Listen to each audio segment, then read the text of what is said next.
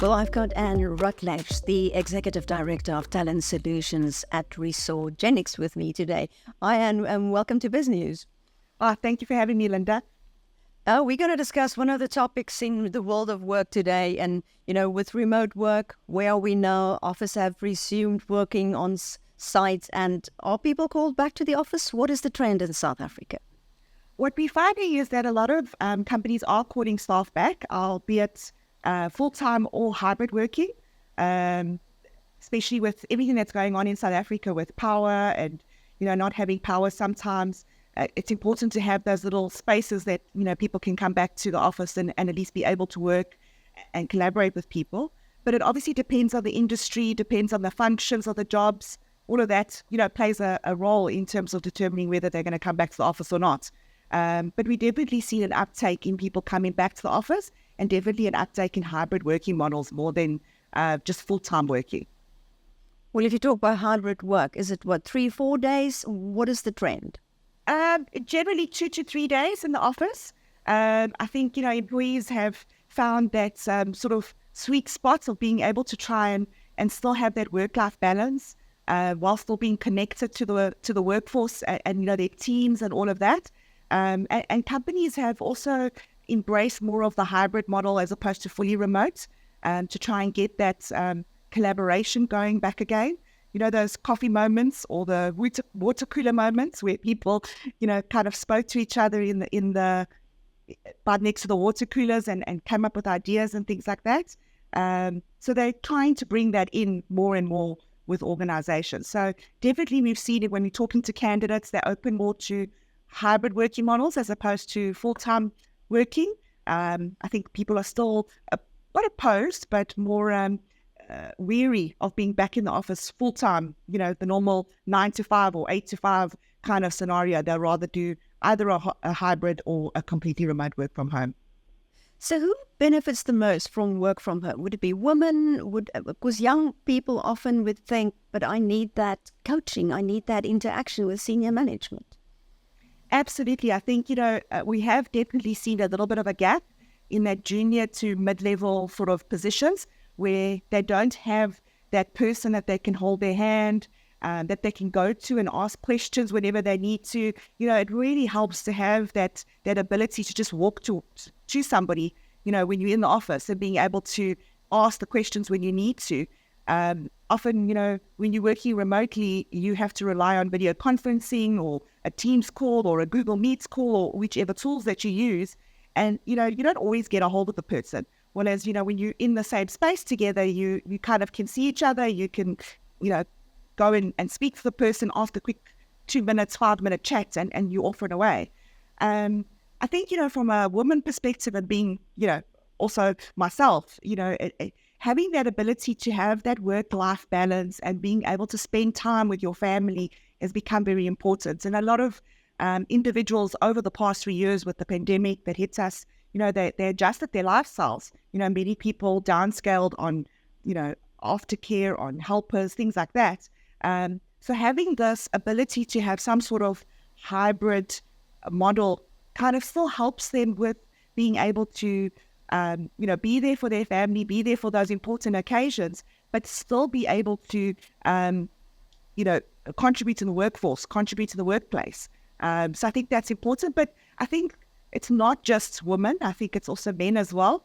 A lot of dads also have had that taste of being there for their children and their sports events and cheering their children on at the on the side of the sports field and things like that. So I think all around, everybody's looking for that autonomy, that flexibility, that ability to really have that balance between what's important at home and with family, and having that ability to still contribute to their workplace and have their ambitions still going through as well. So what do you find people want now? People want hybrid? Is that the kind of opportunities people are seeking when they come to you? Yes, I think, if we look at the majority of our candidates, we're going back to full-time work when we're talking to candidates is sort of a no-no. There's a more of a small percentage that will accept it. And again, it depends on the function. Your IT and finance roles, in the ICT sector, in the financial sector, all of that, they can have the ability to work remotely. I think it's very, very different in the manufacturing world, in the retail world. That's slightly different, and you'll have a different outtake on that one. But they're definitely more open to the hybrid models as opposed to full-time back in the office. They shy away from full-time back in the office. Also, commuting in South Africa is quite something. You could spend an hour or two in the traffic, and that's time that you could be using to either catch up on your work or, spend some time on your personal items that you're looking for as well. So there is a sort of mixture on that. There's also individuals who enjoy being back at the office. They like being there. They like their collaboration. They like, meeting with their colleagues and being part of something there as well. And I think companies have realized that they need to be more flexible about it, and they need to offer that sort of choice that the individuals can make and their employees can make to be able to be more productive. There's also an element of mental well-being at the end of the day. If you wanting to, spend time on your personal items and things like that, helps your mental well-being. And if it helps your mental well-being, it's going to help your productivity at the end of the day as well. And I think a lot of individuals that are working remotely before, we've heard a lot of them saying, it's been lonely. We want to have those conversations with people, and sometimes being on a camera is not the same thing.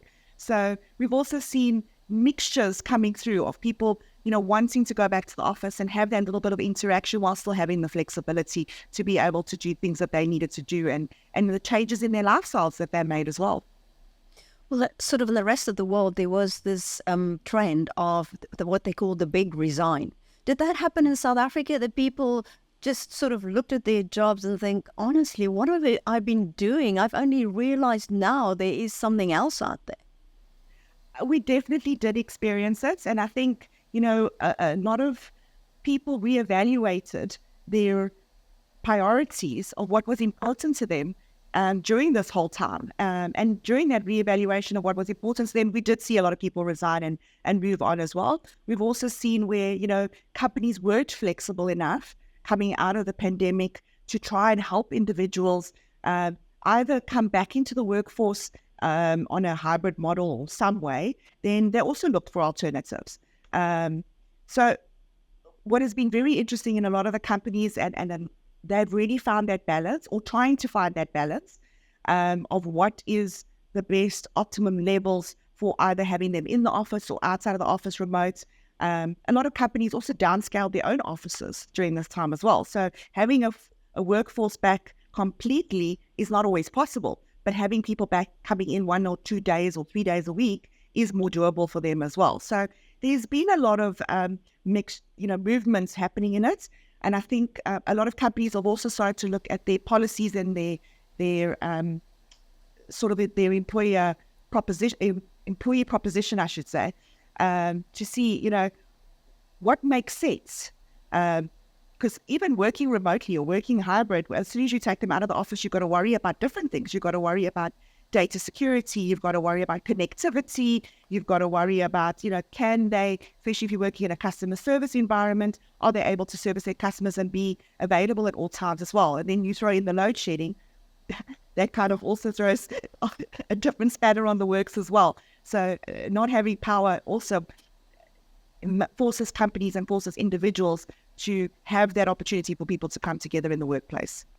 So if you have to advise a big corporate on what their policy should be, what would you recommend? What would be the mix of remote to flexible working? I think it depends on the industry, first of all. So not everything will work for every single industry. Not everything will work for every function within a company as well. There's certain functions within a company that require you to be in the office consistently. And there's other functions where you can be remote and you can work on a hybrid model. So I think it's not a one size fits all. I think each organization needs to look at their needs, their requirements, and work together with their employees of what makes sense in the environments. And of course, you're not always going to make everybody happy, and you're not always going to have everybody on the same sort of schedules. But it's important to have those conversations with your with your workforce to say, what makes sense here? And I think if employees understand we're doing this because of this reason, or we're doing this because it makes sense that we need to have this, they're more open and they're more willing to be part of the solution. And that's important. They need to feel like they're part of the solution as well.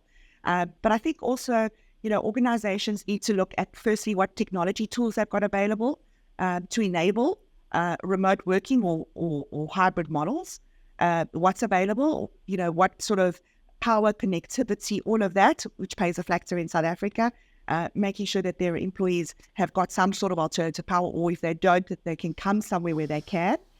And then looking at their policies from a data privacy, from how do you communicate with each other, how you have meetings, do you have meetings virtually, do you have meetings in the office, and sort of putting those boundaries together that helps the employees as well to feel like that there is some sort of plan on how to do it, whether you're going fully remote or whether you're going hybrid as well. But we are finding that hybrid definitely has the best of both worlds for all parties. It gives you that little bit of in the office, face-to-face, a little bit of mentorship, a little bit of collaboration, and then we can still do some remote work as well. So how did you find remote working? Does it improve employee satisfaction? And most importantly, what is productivity like? Well, I think the myth about people not being productive when they worked remotely was debunked a long time ago. I think we've shown that, working remotely, people have been very productive. In fact, in a lot of instances, they were so productive that we found that individuals were overworked. And, there was burnout that was happening as well, because, even with myself, when I'm working from home, you somehow lose track of time. And you either start very early and then you work right through, so it definitely did create a little bit of, people were just really, really working long hours, but they were very productive. And I think there's no question about it. The productivity is possible when you work remotely.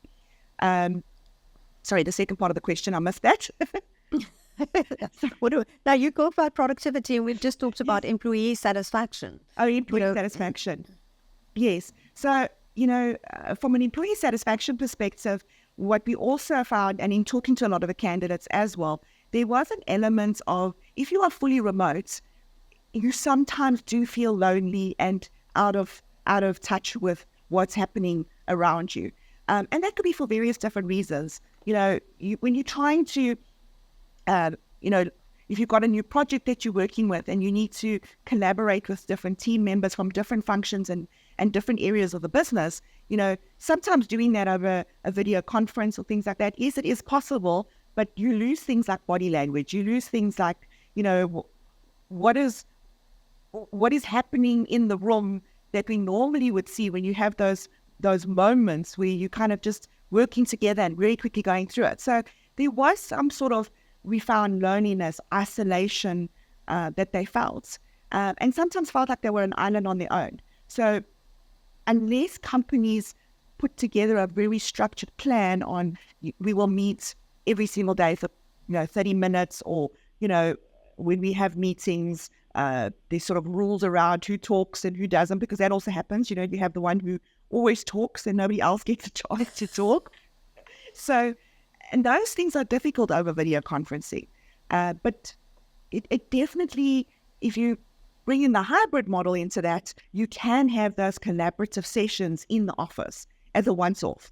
But you do also have the flip side of it now, where some individuals, in working remotely, have even moved cities. So you still have to have that element of remote and being able to collaborate, because you've got individuals that, they're based in Cape Town, in your office is based in Joburg, or vice versa. So you've got to still have that element of remote working ability for them, and with the tools and the technology that they need. Yeah, you talked about people moving cities. There are people who actually move countries. What about digital nomads? Do you find that that's a big thing in South Africa, digital nomads? We have seen a bit of it coming up. We've seen a lot of individuals who have moved countries and gone to different areas or, different places to work. I've seen more moving cities than I've seen them actually moving countries, if I can put it that way. But I do know that there's quite a bit that's out there at the moment. And again, it comes back to people's choices. At the end of the day, your choice is from your work-life balance and what's important to you. You're going to prioritize what makes sense. So you're going to prioritize, if you want to be in a different country and be that digital nomad, then you're going to be working remotely. And that's your acceptance. And then the way you interact and the way that you do things, there's also an element of ownership on yourself as the employee to then be more engaging, albeit virtually. But also the opportunities is more for people who work. You can be in Cape Town and work for anybody, so for any international company. So isn't there more opportunities for people because of digital nomads? Definitely. So we have seen a lot of individuals starting to take up opportunities for international companies and doing work from South Africa for that. But it's also opened up opportunities for people to move overseas and do work for companies there as well. And obviously then that's a whole different thing of how we're losing talent based on that. And, that can be a whole detailed thing around how much talent we're actually losing to overseas companies and to companies internationally. And it really is important that we try and keep some of that talent in South Africa, because obviously then we have a talent shortage as well. So do you think flexibility is the way forward now? Flexibility in terms of hybrid model of working? I think definitely, that's what the workforce is crying for. The workforce is saying, I want the flexibility. I want to be able to choose how I work, when I work. And I want to be able to choose from where I work. I've got my work, and I'm committed to my job, but I've also got my normal personal life, and I'm committed to that too. So let's find a balance of how those two can meet. So definitely flexibility is important, being agile enough to move with that flexibility as well. And companies need to embrace it at the end of the day, because it's not going to go away. Otherwise, you're going to lose talent and people are going to go elsewhere where they're able to get that flexibility to be able to work. Do you find companies who haven't realized that? Yes, I do. I don't know if it's, or we have seen it. I don't know if it's companies or sometimes it's individuals that still need to adapt. Change is hard. As human beings, we don't like change. We sometimes are stuck in our ways. But I think once they start seeing that it works, once they start, settling down, putting those parameters together of what the policies need to look like from a hybrid or a remote working situation, they get more comfortable with it. So it's also about taking them on a journey as well, from a senior management, being able to, and executives, take them on the journey, understand what it looks like.